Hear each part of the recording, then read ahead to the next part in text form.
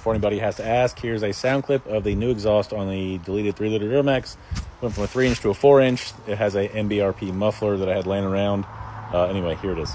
You can kind of see my crafty welding skills there.